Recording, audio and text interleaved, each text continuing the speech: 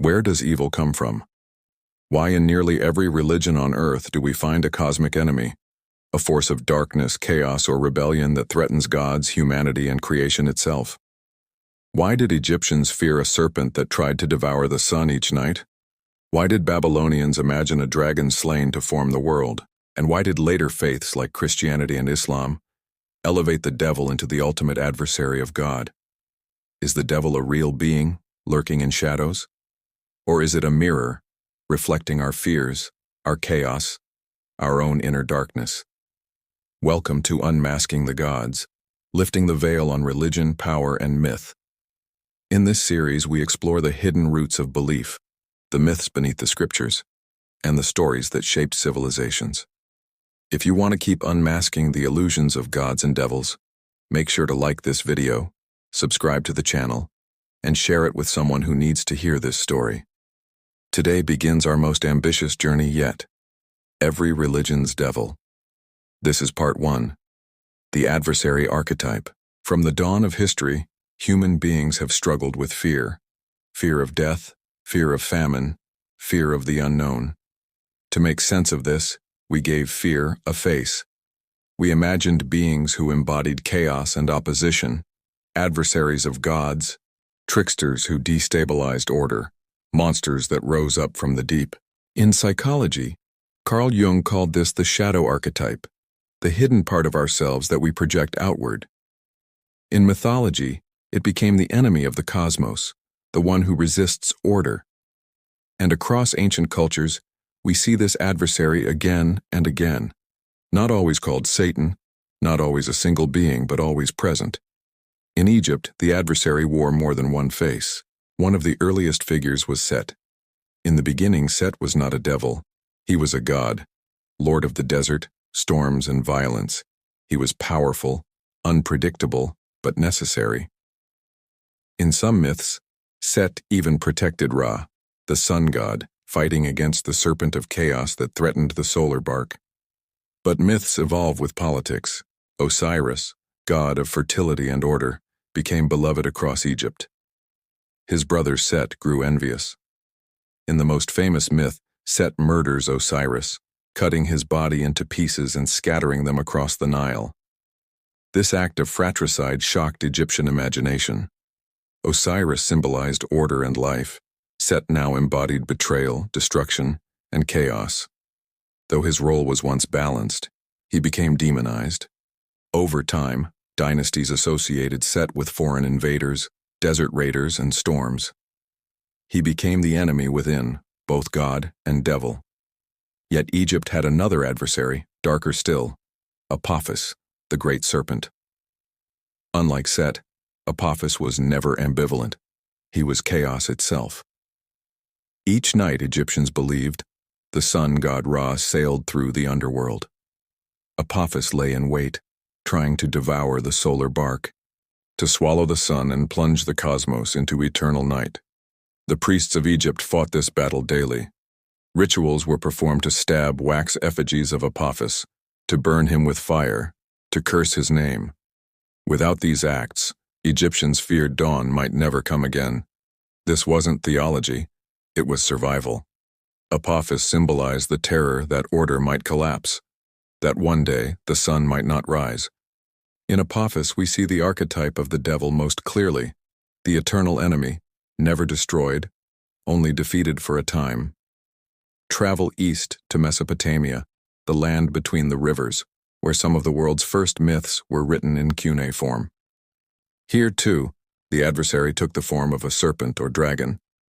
In the Babylonian creation epic, the Enuma Elish, the primordial waters were personified as Apsu, the fresh water, and Tiamat, the salt water.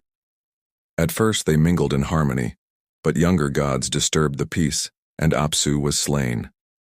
Tiamat rose in rage. She created an army of monsters, serpents, dragons, demons, and waged war against the gods. In the climactic battle, Marduk, the champion of the younger gods, fought Tiamat. With his net and spear he slew her, splitting her body in two. From one half he formed the sky, from the other, the earth. Creation was born from chaos. Order came only through the adversary's death. Tiamat was not evil in a moral sense. She was chaos, the storming sea, the unpredictable flood. For Mesopotamians, surrounded by rivers that could nurture or destroy, chaos was always close. Their devil figure was not temptation, but nature itself, vast, violent, uncontrollable. Beyond Tiamat, Mesopotamians feared countless demons. Lamashtu was a female demon who attacked infants and mothers. Pazuzu was a terrifying figure with wings, talons, and a scorpion tail.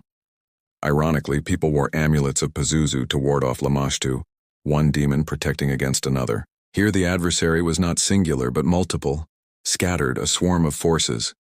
Evil was everywhere, in sickness, plague, famine, and war. By now we see a pattern. The adversary in these early religions served three vital purposes. First, it explained suffering. Why do floods come? Why do storms destroy? Why do brothers murder brothers? Because an adversary opposes order. Second, it defined morality. The adversary showed what not to do: envy, betrayal, rebellion. And third, it legitimized power. Priests and kings claimed authority by fighting chaos. Their rule was cosmic order against the serpent's night. Without the adversary, religion would have no drama, no struggle. With the adversary, life became a cosmic war, every day a battle between order and chaos. Jung saw in these myths the shadow archetype, the part of ourselves we deny. Set is envy and violence within families. Apophis is our fear of eternal darkness. Tiamat is the chaos of nature and our own unconscious. The adversary, in myth, is both external and internal. We fear it outside, but it lives within. Is the devil an external enemy, or a symbol of our inner fears? Why does every culture imagine chaos as serpents, monsters, or rebels? Do we fight these adversaries, or must we learn to live with them? This is the beginning of our journey into every religion's devil. When we move from the mythic landscapes of Egypt and Mesopotamia into the world of Persia and the Middle East, the adversary undergoes a profound transformation. No longer simply a serpent of chaos or a violent god of storms, the adversary becomes something sharper, more personal, and far more dangerous: the eternal enemy of the one true God. It begins with Zoroastrianism. Around 1200 BCE, the prophet Zoroaster declared that the universe was a battleground between two spirits. On one side stood Ahura Mazda, the wise lord, radiant source of light, order, and truth. On the other side was Angra Mainyu, or Ahriman, the destructive spirit. Unlike Set or Tiamat, Ahriman was not chaos alone but willful, deliberate evil. He chose to oppose creation, to corrupt, to spread lies. For Zoroastrians, history itself was the story of this battle. Every human act tilted the balance between light and dark. The cosmos was not an endless cycle but a moral war that would one day end in victory for Ahura Mazda. This was something new in human imagination. The adversary was no longer just a monster to be fought back each dawn. He was the embodiment of all that was false, violent, and wicked in the world, and humanity was caught in his snare. From Persia, this idea spread westward, shaping Judaism in its exile and beyond. In the Hebrew Bible, the earliest adversary is not yet a cosmic rebel. In the book of Job, he is an accuser, a prosecutor in the heavenly court, testing humanity's loyalty to God. He does not stand outside God's will, he works within it. Job suffers, but not because Satan wages war against heaven. He suffers because God allows it. The adversary here is a tester, not yet a devil. But as Jewish thought encountered Persian dualism, the picture began to shift. In the intertestamental writings, the Book of Enoch, the Dead Sea Scrolls, Satan starts to become something more. Angels fall from heaven. Evil spirits corrupt the world. The adversary becomes an independent force, whispering against God's will, leading humanity astray. By the time of Christianity, the transformation is complete. In the Gospels, Jesus confronts Satan directly in the wilderness. He is not just an accuser, but a tempter. He offers kingdoms, wealth, and power, demanding worship in exchange. Here the adversary is no longer a prosecutor in heaven's court, but a rival king, claiming dominion over the world. In the letters of Paul, Satan is called the god of this world, the one who blinds minds and enslaves humanity. In the book of Revelation, the image reaches its most dramatic form. Satan is the dragon, the ancient serpent, hurled from heaven with his angels, raging against the woman and her child, waging war on the saints. He is no longer contained, no longer subordinate. He is the enemy of God, the cosmic rebel whose defeat will signal the end of the age. This figure is entirely different from Set or Apophis. He is not chaos of nature or the shadow of envy alone. He is evil personified, rebellion itself, given a name and a story. For Christians, the adversary was not just outside in the desert or the sea. He was inside, tempting, corrupting, deceiving. He was everywhere the church needed to draw a boundary. And then came Islam. In the Quran, the adversary appears again, this time as Iblis. When God creates Adam, he commands all the angels to bow. Iblis refuses. "I am better than him," he says. "You created me from fire, and him from clay." It is pride that damns him. Cast out, he becomes Shaitan, the whisperer, the tempter, who leads humanity astray until the day of judgment. Like Ahriman, Iblis is defined by choice, his refusal to submit, his rebellion against the divine will. And like the Christian Satan, he is not alone. The Quran speaks of many shayatin, a host of demons, and of the jinn, spirits who may choose good or evil. But Iblis is their leader, the one who swore to deceive Adam's children until the end. In these faiths, the adversary becomes indispensable. Monotheism cannot easily blame God for evil.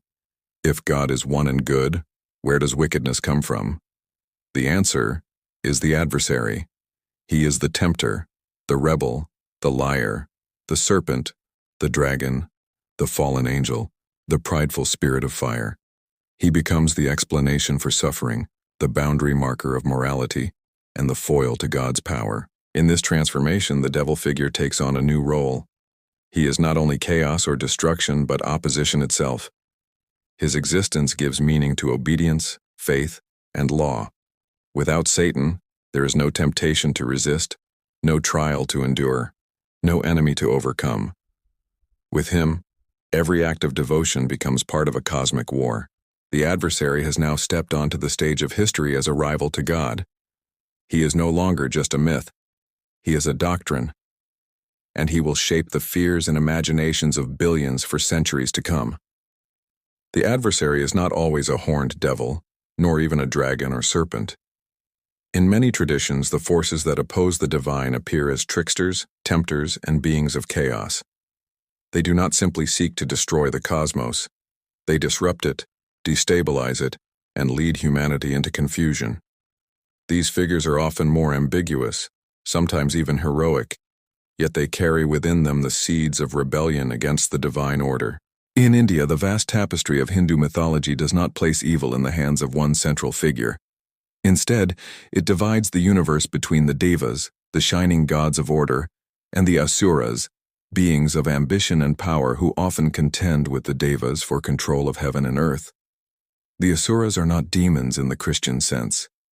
They are cousins of the gods, sometimes noble, sometimes monstrous, but their defining trait is their refusal to submit, their hunger for dominance, their willingness to bend cosmic law for their own gain.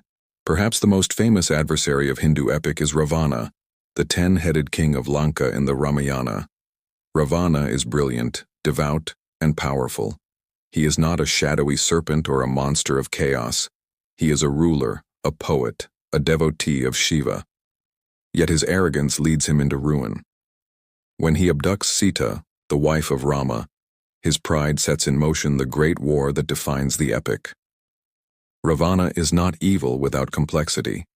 He is a portrait of ego unchecked, ambition turned to tyranny. In him we see a devil who is fully human though clothed in myth. Buddhism imagines its adversary differently. When Siddhartha Gautama sat beneath the Bodhi tree seeking enlightenment, he was not challenged by a cosmic dragon or a rival god, but by Mara, the lord of desire and death. Mara is not chaos, nor is he a rebel angel. He is temptation itself, the whisper of fear, the call of pleasure, the illusion that keeps humanity bound to suffering. Mara sent his daughters to seduce the Buddha, his armies to terrify him, his voice to urge surrender. But Siddhartha did not move. In touching the earth, he called the world itself as witness to his awakening. In that moment, Mara was defeated, not slain, for Mara still lives wherever desire and fear hold sway, but revealed as powerless against true insight. The Buddhist devil is not a monster to be destroyed, but an illusion to be seen through. Far to the north, in the icy world of Norse myth, the adversary appears again, this time as Loki. Loki is not a figure of ultimate evil. He is a trickster, a shapeshifter, a bringer of both mischief and disaster. He aids the gods, then betrays them. He makes them laugh, then leaves them mourning. In the end, Loki's cunning unleashes Ragnarok, the doom of the gods.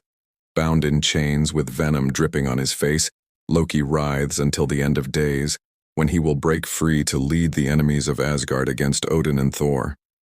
Loki is not a Satan in the Christian sense, but he plays the same role, the one who cannot be trusted, the one whose rebellion brings the world to ruin.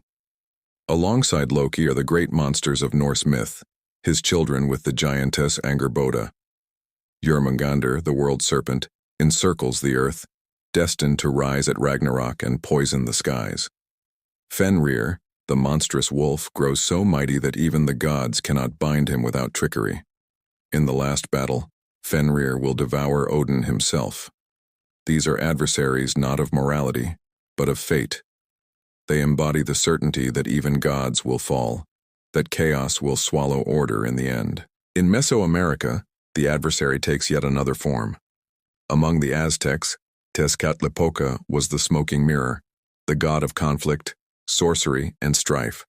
He opposed Quetzalcoatl, the feathered serpent of light and renewal.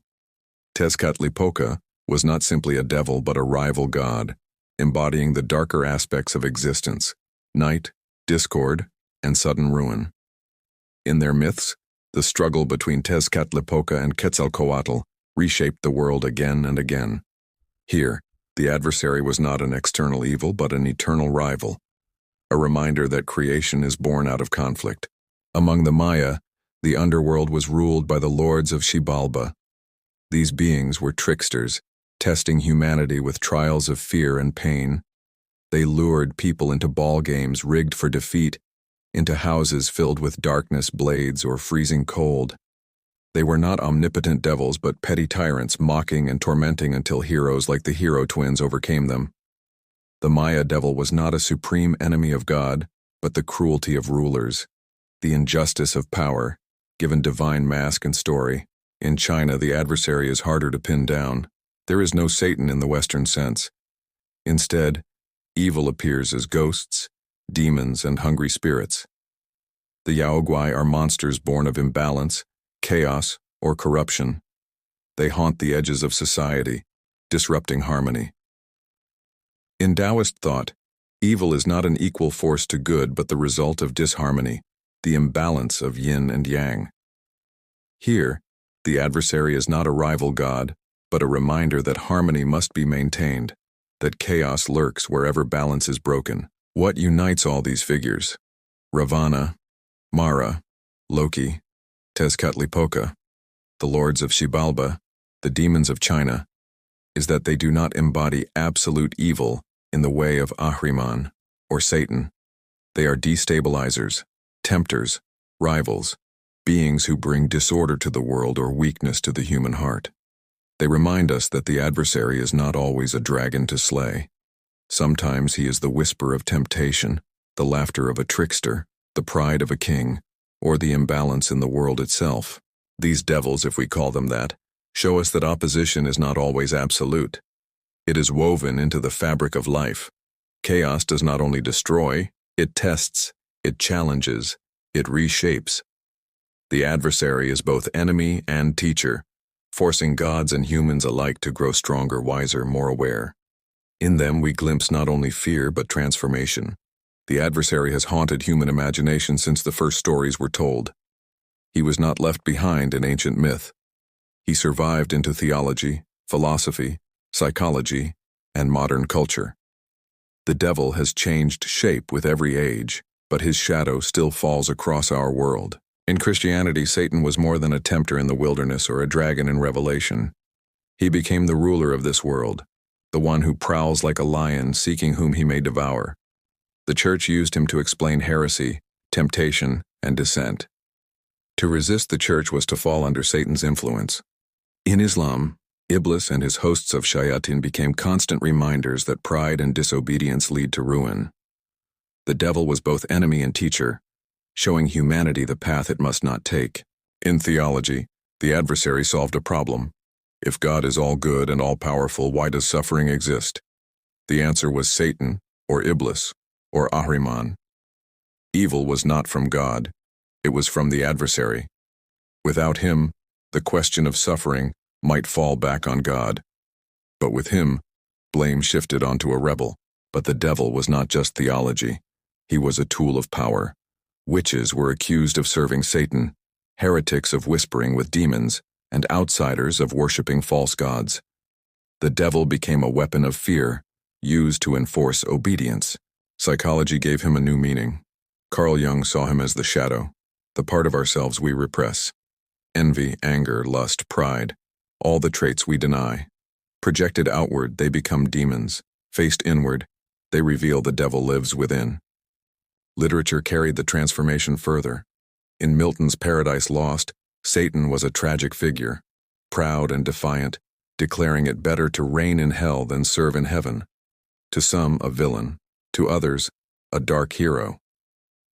In Goethe's Faust, Mephistopheles was not a dragon but a tempter, witty, mocking, corrupting not by force but by persuasion. The devil became fascinating. In modern culture, he wears countless masks. In horror, he is the monster in the shadows. In music, he is rebellion. In literature and film, he is both villain and anti-hero, always feared and always remembered. The devil is not one being, not one myth, not one story. He is an archetype humanity cannot release. Sometimes he is chaos, sometimes temptation, sometimes rebellion. Sometimes he is the monster outside, sometimes the darkness within. The devil forces us to ask, why does suffering exist and how should we resist it? He shows us what we fear most: death, chaos, temptation, pride, destruction. But he also shows us what we desire most: freedom, power, knowledge, rebellion. The devil is a mirror, reflecting both our darkness and our longing. From the deserts of Egypt to the pages of Revelation, from Zoroastrian fire temples to the whispers of Mara beneath the Bodhi tree, from Ragnarok's frost to modern horror films, the adversary has never disappeared. To tell the story of the gods is to tell the story of their shadows. And to unmask the gods is, in the end, to unmask the devil. If you've stayed with me this far, thank you. Make sure to like this video, subscribe to the channel, and share it with someone who would want to hear this story. And most importantly, what do you believe? Is the devil real, a being outside us? Or is the devil a reflection of our own fears and desires? Leave your answers in the comments, because the world is full of gods and full of devils, and to understand them we must unmask them.